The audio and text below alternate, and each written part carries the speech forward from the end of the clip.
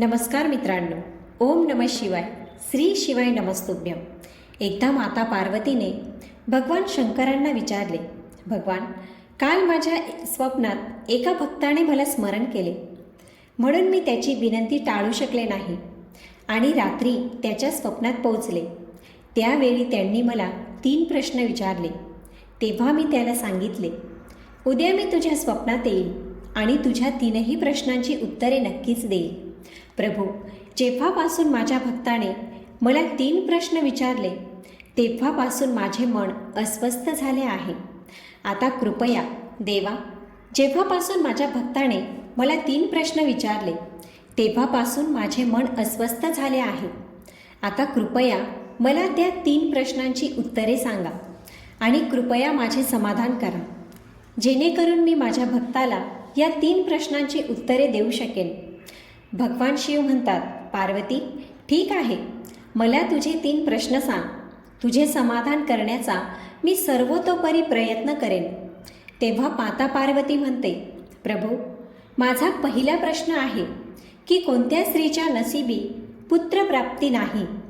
माझा दुसरा प्रश्न आहे, कोणता दागिना परिधान केल्याने पुरुष किंवा स्त्रीचा वेदनादायक मृत्यू होतो. माझा तिसरा प्रश्न आहे की स्त्रीच्या कोणत्या शृंगारामुळे तिला स्वर्गात स्थान मिळते. भगवान शिव म्हणतात, पार्वती, तुझे 3ही प्रश्न खूप महत्त्वाचे आहेत. जो कोणी या 3 प्रश्नांची उत्तरे समजून घेऊन मिळालेले ज्ञान जीवनात लागू करतो त्याला जीवनात आणि मृत्यूनंतरही स्वर्गाची प्राप्ती होते.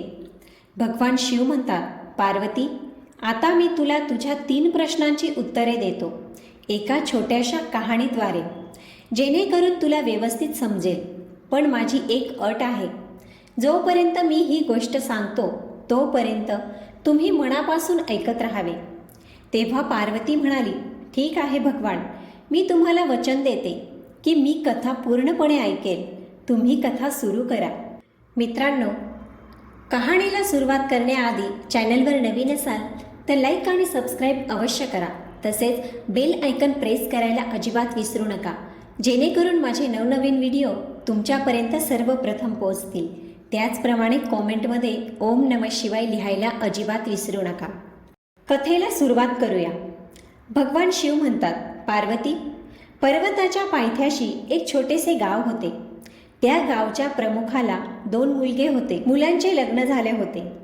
गावाच्या प्रमुखाची बायको आणि मोठ्या मुलाची बायको दोघेही दुष्ट स्वभावाचे होते. प्रमुखाच्या पत्नीचे आपल्या मोठ्या मुलाच्या सुनेवर खूप प्रेम होते, पण धाकट्या मुलाची बायको अतिशय चांगल्या स्वभावाची होती आणि ती एक धर्मनिष्ठ स्त्री होती. घरची सर्व कामे एकटीच करत असे. असे असतानाही प्रमुखाची पत्नी आणि त्याच्या मोठ्या मुलाची सून नेहमी धाकट्या सुनेचा अपमान करत असत. भगवान शिव म्हणतात, पार्वती, मुखियाच्या मोठ्या मुलाच्या सुनेला मुलगा झाला. दुसरीकडे धाकट्या सुनेला मुलगी होती, पण तिला मुलगा नव्हता. भगवान शिव म्हणतात, पार्वती, प्रमुखाची पत्नी आणि मोठी सून नेहमी लहान सुनेला मुलगा न झाल्यामुळे टोमणे मारत असत, पण ती बिचारी काही करू शकत नव्हती. ती नेहमी सर्व ऐकून घ्यायची. आता मी प्रथम तुम्हाला प्रमुखाच्या धाकट्या सुनेची गोष्ट सविस्तरपणे सांगते. या कथेतून तुम्हाला तुमच्या प्रश्नांची उत्तरे मिळतील, त्यामुळे कथा फार काळजीपूर्वक ऐका. तुमचा पहिला प्रश्न होता, कोणत्या स्त्रीच्या नशिबी मुलगा नसतो. भगवान शिव म्हणतात, प्रमुखाची पत्नी ही अत्यंत दुष्ट स्वभावाची होती. तिच्या कुटील स्वभावाने घरातील सर्व सदस्य त्रस्त झाले होते. प्रमुखाच्या धाकट्या मुलाच्या सुनेचे नाव सुमन होते. बिचारी सुमन सकाळी अंधारात अंथरुणातून उठून कामाला लागायची आणि मध्यरात्री झाली की कुठेतरी अंथरुणावर झोपायची. असे करूनही सुमन प्रमुखाच्या बायकोच्या डोळ्यात नेहमी खटकत असे. आता एके दिवशी सकाळी सुमन घर झाडू लागली.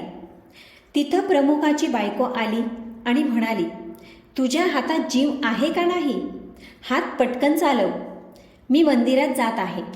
मी येईपर्यंत जेवण तयार ठेव, मी येताच जेवणार आहे. आणि अन्नाचा एकही दाणा वाया जाणार नाही याची काळजी घे. देव म्हणतो, बिचारी सुमन काय म्हणेल. ती शांतपणे ऐकत राहिली आणि तिच्याशी सहमत होऊन तिने होकारार्थी मान हलवली. भगवान शिव म्हणाले, हे पार्वती. मग घर साफ करून सुमन लगेच स्वयंपाक करू लागली. स्वयंपाक करताना ती विचार करत होती, क्षणभरही सुटकेचा श्वास घेता येत नाही आणि आमच्या सासूबाई प्रत्येक कामात दोष काढत राहतात. त्यांचे टोमणे मारण्याची सवय कधी जाईल कुणास ठाऊक. भगवान शिव म्हणतात, हे पार्वती. सुमन अन्न शिजवत असताना बाहेरून दरवाजा ठोठावण्याचा आवाज आला. तर सुमनला वाटलं, जेवण आत्ताच बनवलंय, सासू लवकर परतल्यासारखं वाटतंय. तेवढ्यात सुमनने दरवाजा उघडला आणि तिथे एक साधू उभा असलेला दिसला.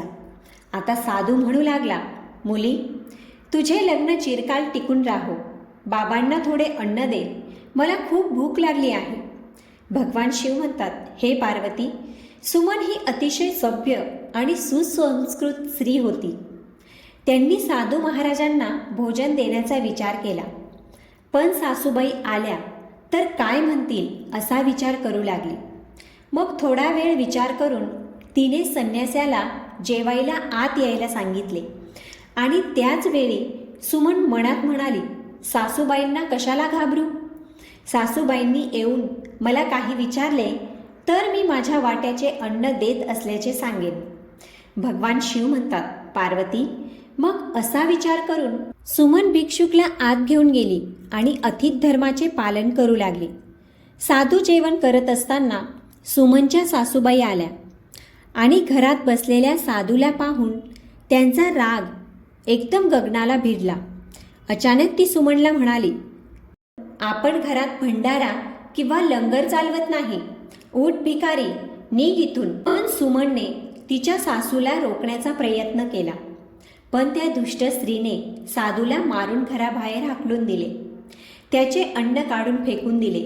आता तिचा राग सुमनवर भडकला आणि ती म्हणाली, मी तुला अन्नाचा एकही दाणा वाया घालवू नकोस असे सांगितले होते, पण तू काय केलेस. तू या महात्म्याला खायला इतकं अन्न दिलं. भगवान शिव म्हणतात, हे पार्वती. सुमन घाबरत म्हणाली, आई, मी त्याला माझ्या वाट्याचे अन्न दिले होते. यात इतकं चांगलं वाईट म्हणण्यासारखं काहीच नाही. पाहुणे हे देवाचे रूप आहेत. प्रत्येक गृहस्थाने अतीत धर्माचे पालन करावे. भगवान शिव म्हणतात, हे पार्वती. अशा प्रकारे सासू सुनेचा वाद बराच काळ चालू राहिला. शेवटी त्या कुटील सासूने सुमनला घरातून हकलून दिले. आता बिचारी मुलगी रडतच दार वाजवत राहिली. पण सासू दगडासारखी झाली. तिचे मन विरघळले नाही. आता सुमनकडे एकच पर्याय उरला होता, तो म्हणजे तिच्या घरी माहेरी परतणे. अशा प्रकारे सुमन दुःखाने तिच्या मातृगृहाकडे निघून गेली आणि मध्येच घनदाट जंगल होते. भुकेने व्याकुळ होऊन सुमन आपल्या माहेरी जात होती. मग अचानक ढगांचा गडगडाट झाला आणि जोरजोरात पाऊस सुरू झाला. भगवान शिव म्हणतात, हे पार्वती. सुमनने पावसापासून वाचण्यासाठी झाडाचा आश्रय घेतला. मात्र पावसाचा जोर इतका होता की ती त्यातून बाहेर पडणे कठीण झाले. आता त्याच झाडाच्या मुळाशी कोठार होते. पाऊस थांबल्यावर ती बाहेर येईन आणि जोपर्यंत पाऊस पडत असेल तोपर्यंत कोठाराच्या आत राहून पावसापासून स्वतःला वाचवता येईल असा विचार करून सुमन कोठारामध्ये शिरली. भगवान शिव म्हणतात, हे पार्वती. जेव्हा ती सुमन वृक्षाच्या कोठारात गेली तेव्हा तिला त्या कोठारात एक ऋषी दिसला. ते ऋषी दुसरे कोणी नसून विष्णूच होते. तेव्हा विष्णू म्हणाले, बेटा रडू नको. मला माहीत आहे की तुझे घरचे लोक तुझा अनादर करतात कारण ते वाईट स्वभावाचे आहेत आणि तुला टोमणे मारतात कारण तुझ्या बहिणीला मुलगा झाला आहे आणि तुला अजून मुलगा झाला नाही. तू काळजी करू नको. मी तुला एक कागद देतो. त्यात लिहिलेल्या उपायांचे पूर्ण भक्तिभावाने पालन कर. मग तुला पुण्यवान पुत्र प्राप्त होईल. अशा प्रकारे कागद देऊन विष्णू तिथून अदृश्य होतात. पाऊस थांबल्यावर तिचा नवरा सुमनला शोधत तिथे पोहोचला. त्यानंतर आई वडिलांच्या घरी जाण्याऐवजी सुमन पतीसोबत त्याच जंगलात एका झोपडीत राहू लागली. मग एके दिवशी सुमनला मुलाचा विचार आला आणि विचार करू लागली की जर मलाही मुलगा झाला असता तर मलाही सासरच्या घरात मान मिळाला असता. आता ती मुलगी असाच विचार करत होती तोपर्यंत तिला साधूने दिलेला कागद आठवला. सुमनने तो कागद वाचला तेव्हा त्यात लिहिले होते की मुलगा होण्यासाठी स्त्रीने नेहमी रात्री पुरुषाच्या डाव्या बाजूला झोपावे. उजव्या बाजूला झोपल्याने उजव्या अनुनासिक स्वर क्रियाशील होतात. त्यामुळे जेव्हा जेव्हा पुत्रप्राप्तीची इच्छा असेल तेव्हा त्या स्थितीत मिळण्यापूर्वी पुरुषाचा डावा स्वर आणि स्त्रीचा डावा स्वर सक्रिय होईल याची खात्री करावी. त्यावेळी गर्भधारणा करावी. असे केल्याने नक्कीच मुलगा होईल आणि या उलट अनुनासिक स्वर सक्रिय झाले तर मुलगी जन्माला येते. कागदात पुढे असे लिहिले होते की मासिक पाळी सुरू होण्याच्या पहिल्या 4 दिवसात एकरूप होऊन पुरुष असभ्य होतो. 5व्या रात्री मिलनाने मुलगी जन्माला येते. 6व्या रात्री मिलनाने मुलगा जन्माला येतो. 7व्या रात्री संगममताने मुलगी जन्माला येते. 8व्या रात्री मिलनातून मुलगा जन्माला येतो. 9व्या रात्रीच्या मिलनातून मुलगी जन्माला येते. 10व्या रात्रीच्या मिलनातून मुलगा जन्माला येतो. 11व्या रात्रीच्या मिलनातून सुंदर आणि सुशील आचरणाची मुलगी जन्माला येते. 12व्या रात्रीच्या मिलनातून उदात्त आणि सद्गुणी मुलगा जन्म घेतो. 13व्या रात्रीच्या मिलनातून संपन्न कन्येचा जन्म होतो आणि 14व्या रात्रीच्या मिलनातून सद्गुणी आणि बलवान पुत्र होतो. 15व्या रात्रीच्या मिलनातून लक्ष्मी स्वरूपात कन्येचा जन्म होतो. 16व्या रात्री सर्व गुण संपन्न पुत्ररत्न प्राप्त होते. भगवान शिव म्हणतात, हे पार्वती, अशा प्रकारे 16व्या रात्री सुमनने आपल्या पतीशी एकरूप होऊन गर्भधारणा केली. आता सकाळी अंघोळ करून पूजा उरकून सुमनचा नवरा लाकडे तोडायला गेला. तोपर्यंत वादळ आले. आता वादळात सुमनची झोपडी उडून जाते आणि मुसळधार पाऊस सुरू होतो. आणि मग तिथे स्वतःला पावसापासून वाचवण्यासाठी झाडावर पत्ता लिहिला. हा पत्ता त्याच कोठाराचा होता ज्यात ती सुमन पावसापासून वाचण्यासाठी लपली होती. सुमनने झाडावर पत्ता लिहून ठेवला होता जेणेकरून तिचा नवरा परत आल्यावर झाडावर लिहिलेला पत्ता वाचून त्याच झाडाजवळ येईल. भगवान शिव म्हणतात, हे पार्वती, सुमन येऊन त्या कोठारात लपते. त्या झाडाच्या मुळाशी एक कोठार होते. त्यात ती सुमन गेली. त्या झाडाच्या वर 2 राक्षस राहत होते. एकीकडे पावसामुळे स्वतःला वाचवण्यासाठी सुमन त्या कोठारात लपून बसली होती आणि दुसरीकडे त्या दोघीही राक्षसी पावसाने हैराण होऊन झाडाकडे येत होत्या. तेवढ्यात एक राक्षसी स्त्री त्या झाडाजवळ आली आणि म्हणाली, आता मी चालू शकत नाही. आता मला सुवर्ण बेटावर जावेसे वाटू लागले आहे. तर दुसरा राक्षस म्हणाला, त्यात कोणती मोठी गोष्ट आहे? हे झाड आता आपल्याला उडवून सोन्याचे बेट असलेल्या ठिकाणी घेऊन जाईल. मग दोघेही राक्षसी झाडाच्या फांदीवर बसले आणि झाड अचानक उडू लागले. दुसरीकडे थकलेली सुमन कोठारात लपून बसली होती. कोठारात शिरताच सुमन झोपी गेली.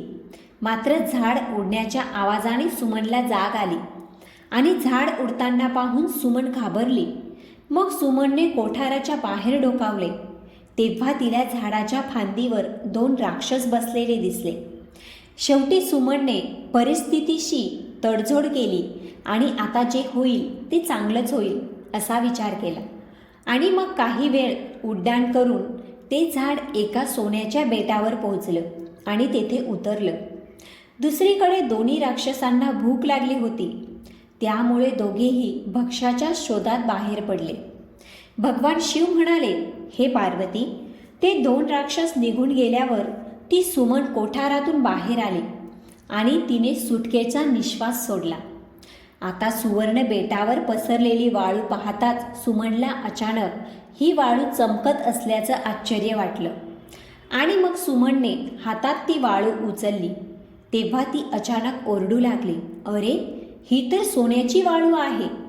आणि मग सुमनने तिच्या पदरात जमेल तेवढी वाळू बांधली आणि ती पुन्हा शांतपणे त्या कोठारात शिरली. भगवान शिव म्हणतात, हे पार्वती, सुमन पुन्हा कोठारात गेली. दुसरीकडे दोन्ही राक्षस पुन्हा झाडाजवळ आले आणि एकमेकांना म्हणू लागले, आज पोटभर जेवण करून पूर्ण तृप्त झालो आहोत. आता आपण जिथून आलो तिथे परत जाऊया. आणि मग थोड्याच वेळात ते झाड जिथून उडून गेले होते त्याच ठिकाणी परत आले. भगवान शिव म्हणतात, पार्वती, तोपर्यंत सुमन त्याच कोठारात लपून राहिली. त्यानंतर काही कारणाने ते राक्षस झाडावरून उतरून बाहेर गेले आणि दोन्ही राक्षस त्या झाडातून बाहेर पडताच सुमन सोन्याची वाळू घेऊन कोठाराच्या बाहेर आली आणि मनात विचार करू लागली की हे एवढे सोने पाहून माझ्या सासूबाईंना आनंद होईल आणि मी आता घरी परत जाईल. माझ्या सासऱ्यांना आणि मी माझ्या सासूला इतकं सोनं देईन, मग ती कधीच माझा द्वेष करणार नाहीत आणि माझ्यावर कायम प्रेम करतील. तोपर्यंत सुमनचा नवरा सुमनच्या शोधात त्याच कोठाराच्या दिशेने येत होता आणि मग सुमनने तिच्या नवऱ्याला सगळा प्रकार सांगितला आणि ती तिच्या पतीसोबत घरी जाते. घरी सुमन तिच्या सासूला म्हणते, सासूबाई, बघा मी तुमच्यासाठी काय आणले आहे. आणि मग असे म्हणत सुमन घरात शिरली आणि तिने सर्व सोने तिच्या सासूला दिले. तिला सोनं कसं मिळालं याची संपूर्ण घटना ती तिच्या सासूला सांगते.